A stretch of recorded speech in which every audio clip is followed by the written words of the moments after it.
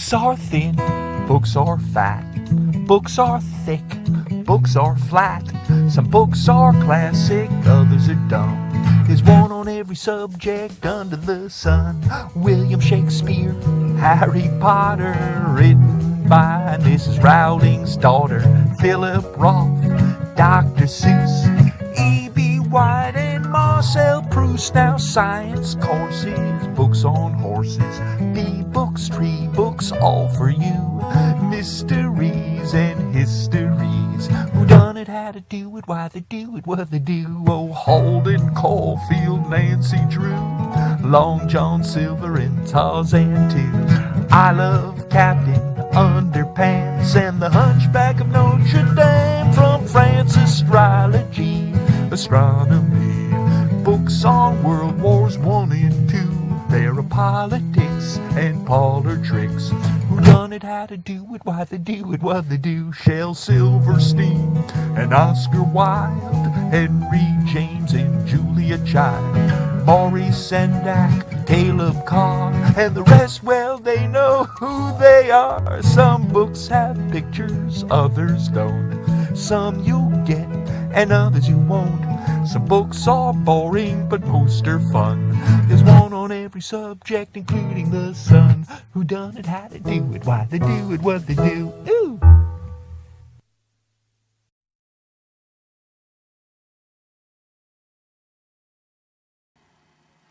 Hi, I'm Amy from the Woodstock Library. Welcome to our segment, Woodstock Library Today and Tomorrow. I wanted to remind everyone that at the library we circulate DVDs. We have feature-length films. We also have documentaries. We have instructional DVDs. You can learn how to play the ukulele. And we also have TV shows. So you can come in and check out DVDs from us. And if we don't own something that you're looking for, we can get it for you from another library within the system, and it'll be delivered here.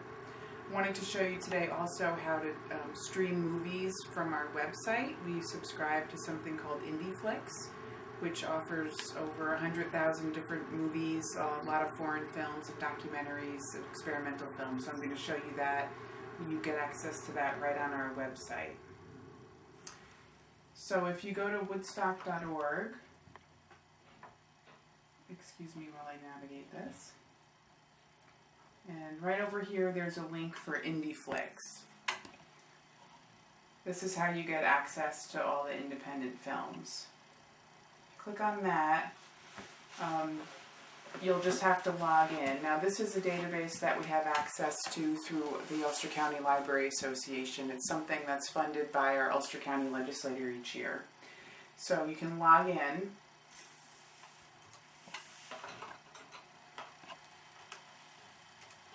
The first time you do it, you'll have to create an account. So you'll need your library card with your barcode number. And then once you create an account, you'll use your email address and a password that you make up to log in.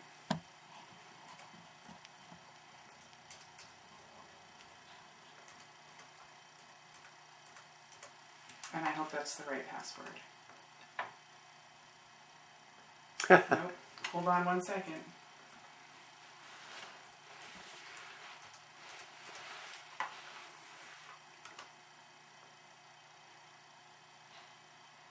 Okay, that was the right password. You can see I'm logged in here because it says, welcome Amy. To start out, you go over here to Browse Films. And there's a number of different ways to get access to the films. Over on this left-hand side, you can do Discover, Browse Films, check the channels, or Search. So to Discover, you click on that. They're going to show you the most recent added films to the database, and they're here.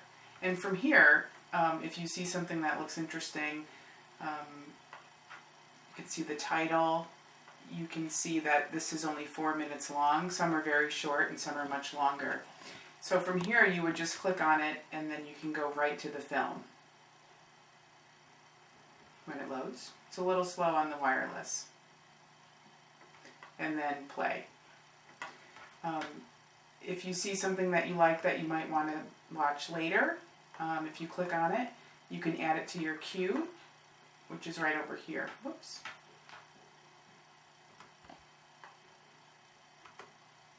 Let me try that again. You can also play the trail. Whoops. Well, you saw it. Add to queue. It's like Netflix when you add it to your list. When you add things to your queue, it'll show up here where it says My Flicks. There's 10 added. Another way to get to them is to browse. And from here, you can pick which genre you want to browse. So, say we want documentaries. In some cases, there's a subgenre. So let's pick arts. You can pick the duration if you want just a short film up to 10 minutes or 60-minute plus or any duration. And then also you can pick your audience, family, teen, or adult. So let's do family. So now it's showing me a list of films that fall into that category, and I can choose from here. I can watch the film, play the trailer, or add it to my queue for later. Up here, it's ordered by most viewed, but you can also change it to top rated. You can also write reviews online here once you watch something, or most recently added.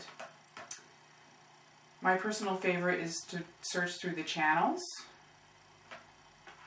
They have things categorized all differently here. Action adventure, experimental, documentaries, feature filmmakers, food, foreign. They also have all the movies from different, not all the movies, but some movies from a lot of the film festivals. So let's go to the foreign channel. And it's the same thing. You can change what you're looking for by duration or audience. There's a lot of animation on here. Let me just show you this. So let's just pick this first one. It's very short. I want to show you that you can watch it on your computer, and it's live streaming, and you don't have to wait. You don't have to get on a hold list or anything like other things. There's also a way to stream it through your television if you have a Roku box or an Xbox. Whoops. That happens really quickly. I'm going to show you how you get to that link. You can do it through your Roku. It goes really fast. Or your Xbox. You can also, if you see something you really like, you can post it on your Facebook page or share it on your Twitter page. And then there's the generic search box where you can search by title, actor, director. Over here is my account, where you can change your name and your password, stuff like this. If you want to stream it through your TV, through your Roku box or your Xbox, you'll need to activate it through the My Account page first, and it'll take you through step by step. It's not too complicated. Just also wanted you to know that you can get the app on your iPhone or your Android in the App Store, and then it looks pretty much the same as what the screen looks like. So you can watch movies elsewhere when you're on the go, and you can also do it through your tablet, either an iPad or another kind of tablet. And you'll just have to go to the App Store and download them. They're for free. So that's all I have to share today. I hope you'll remember to go to our website, woodstock.org, and click on the right-hand side for Indie Flicks, and you can start streaming videos. Thanks. Hi, I'm Stuart Auchincloss, President of the Library Board, and I'm reporting as part of the Library Today and Tomorrow segment. I want to talk about what is most high on the board's mind right now, and that is at the beginning of February, we received the report from the Facilities Task Force that we had set up last summer. That's a report about what's the best way for the library to meet its facilities needs. And the Facilities Task Force has created a 60-page report. It's best seen it is, of course, available on the library website, and it's really best seen in its electronic version. This is the first page of it, and the next page of it is a table of contents where if you tap on any title on the table of contents, it will jump you right to that page so that you can read the report in whatever order you'd like to read it in. The heart of the report is in the first 2 pages, which is contains the report, the recommendation from the Facilities Task Force. The Facilities Task Force recommended that the library retain an architect who is really experienced with the design of libraries to help the library update the master plan that it got 7 years ago, 8 years ago, 9 years ago, really, when it was being done. 9 years ago, Architecture Plus created a feasibility study which looked at the present library building and what the library needed in the way of space for a town our size.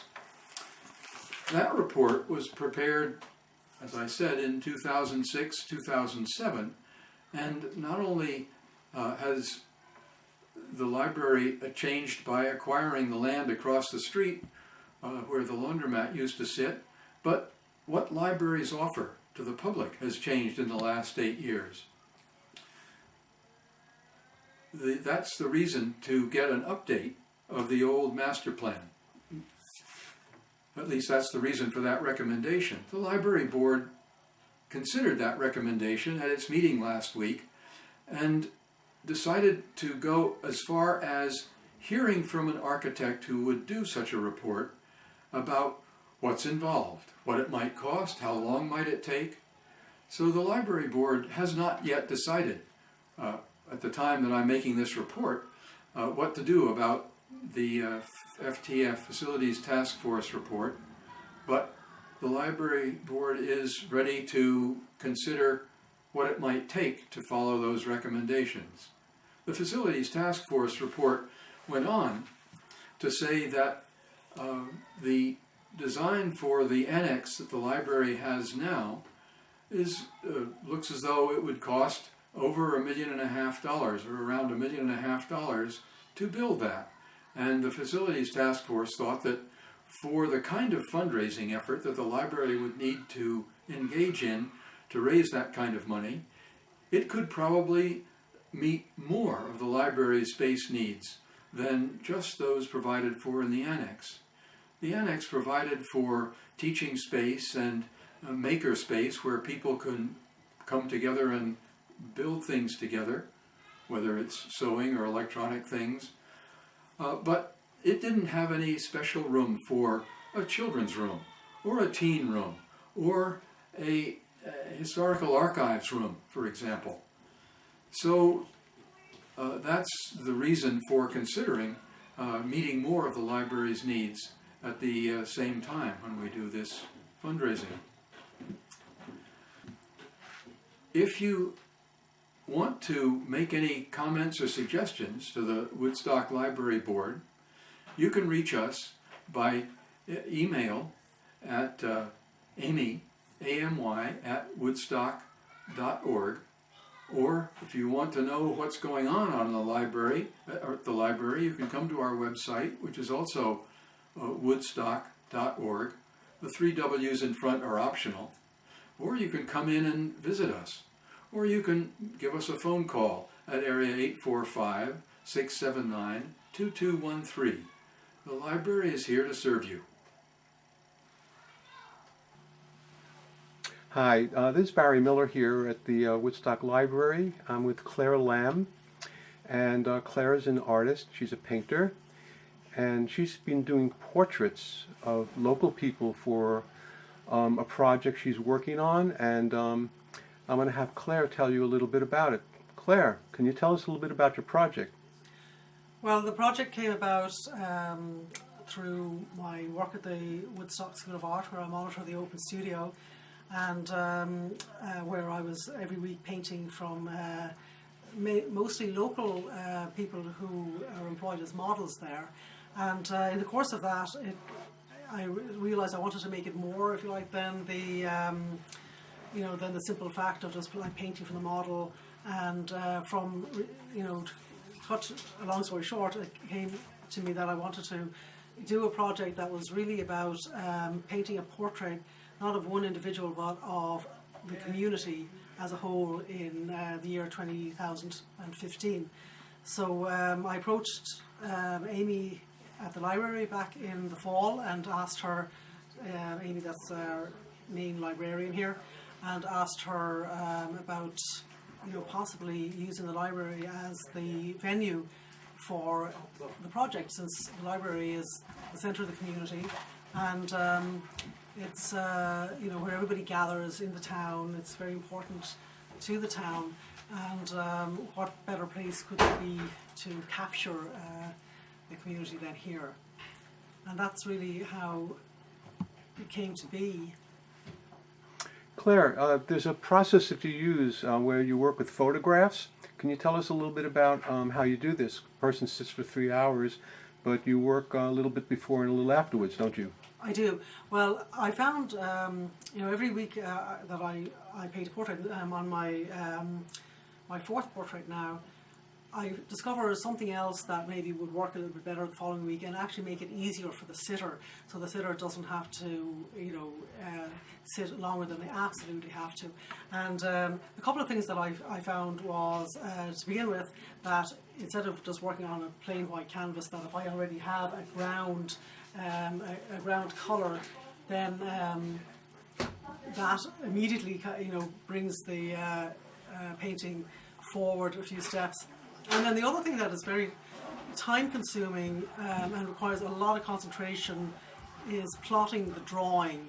Because essentially when you're painting a portrait, if you don't get the drawing right initially, you're basically chasing the drawing for the rest of the painting.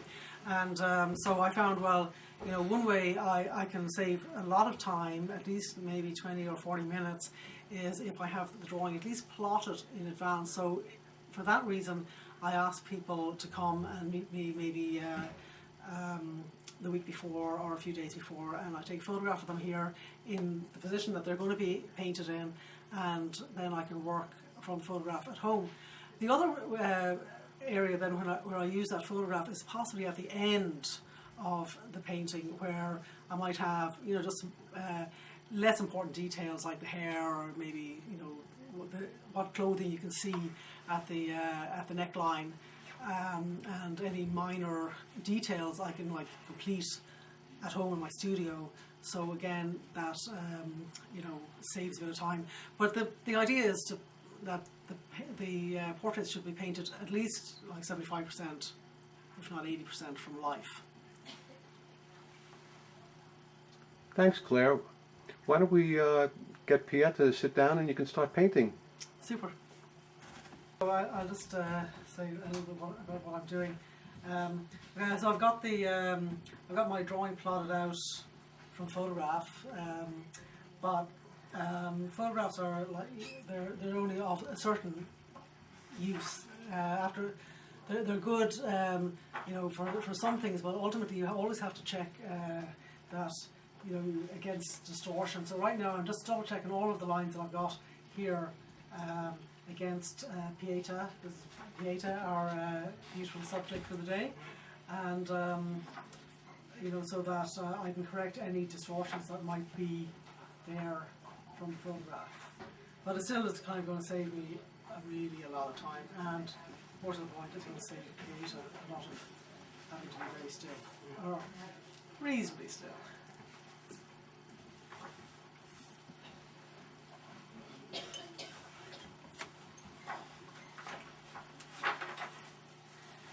And also while I'm at it, I might as well mention a little bit about paint. I'm using this acrylic paint that is slow drying, but it's not so slow drying that you can treat it like oil paint. So if this was, if I was working in oil, I would just have all my colours already all laid out. And I could do that the day before if I wanted. But in this case, I'm just having to use put the colours out as I need them, because I want to minimise the amount of time that they're actually out and exposed to the air and exposed to drying.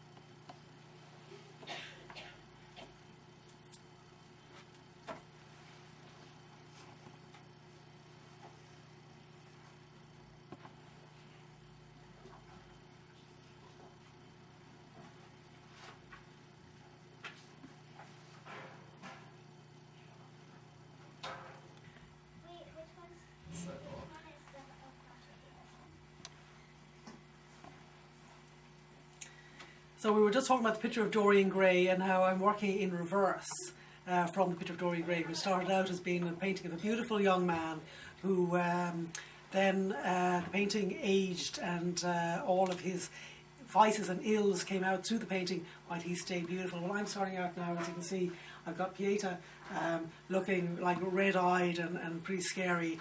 So we'll be working in reverse to bring the true Pieta out of the beautiful Pieta that's sitting here. Always for me now.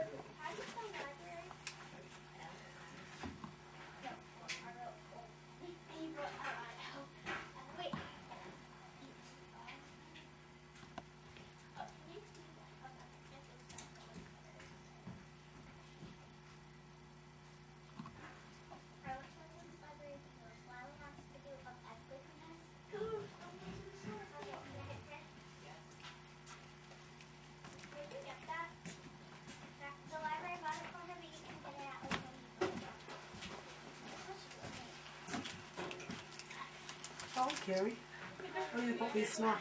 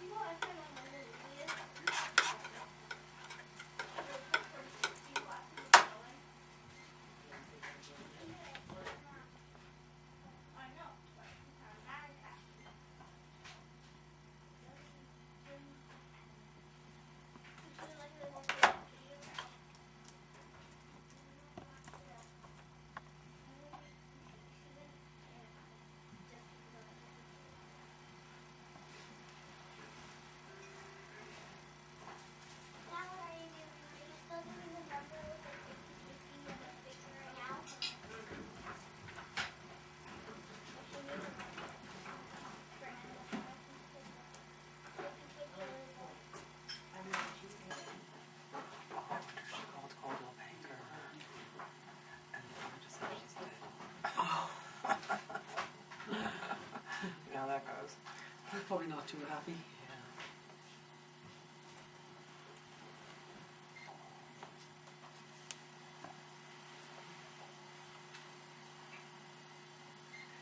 One of the things about painting in acrylic, as opposed to painting in oil, that's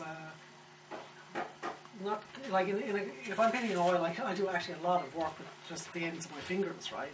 But in acrylic, you can't really do that because it's the paint dries too fast, so it doesn't have you can't push it around the same way.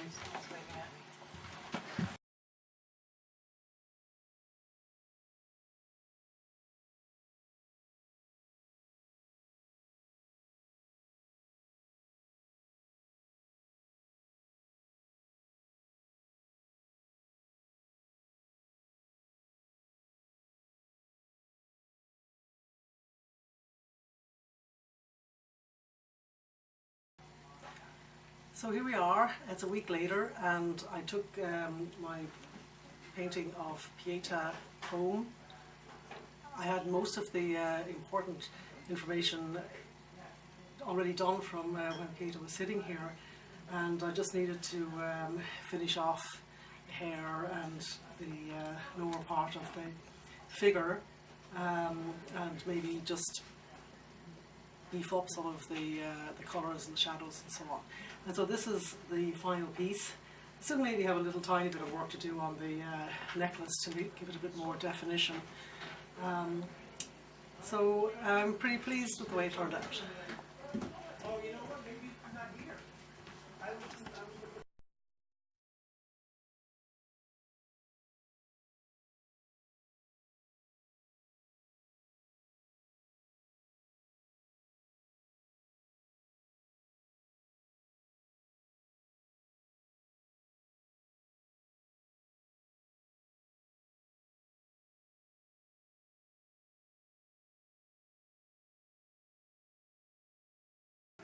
Very, 1, 2, 3, 4.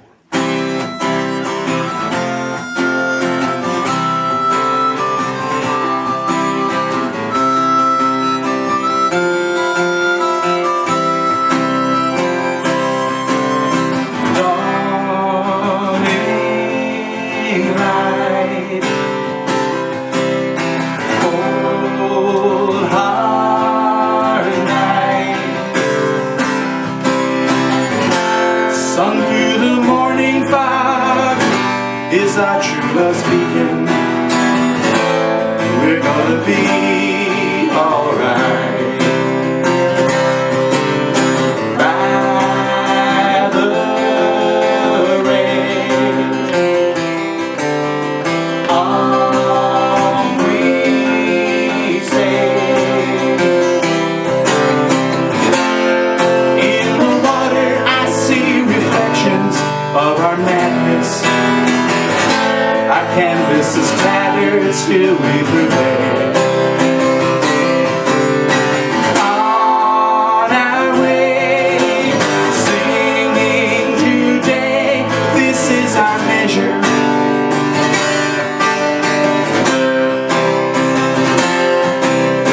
On our way, sailing, we carry this treasure. This is our measure. Leave behind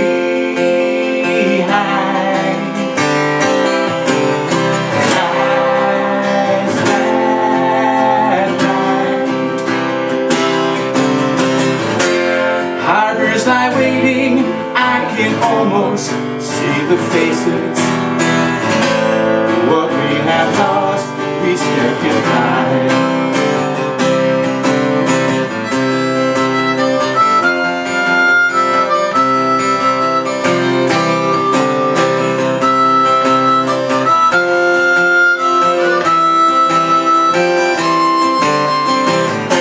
It can't be much longer. We search the horizon.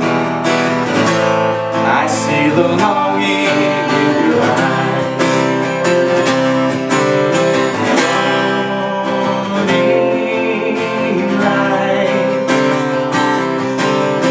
cold hard night, sung through the morning fire is our true love speaking. We're gonna be alright. We're gonna be alright.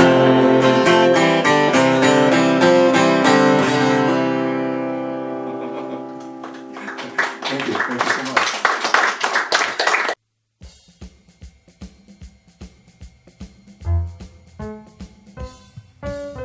Books are thin, books are fat, books are thick, books are flat.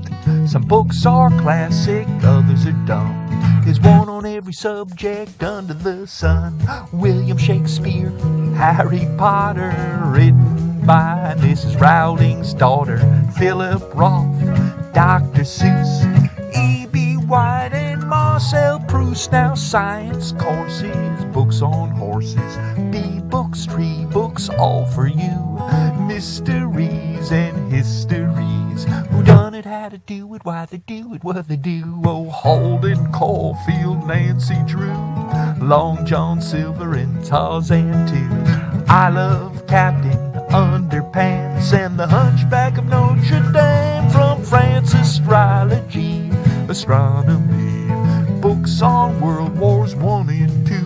There are politics and parlor tricks, who done it, how to do it, why they do it, what they do. Shel Silverstein and Oscar Wilde, Henry James and Julia Child, Maurice Sendak, Caleb Carr, and the rest, well, they know who they are. Some books have pictures, others don't. Some you'll get and others you won't. Some books are boring, but most are fun. There's one on every subject, including the sun. Who done it, how to do it, why they do it, what they do.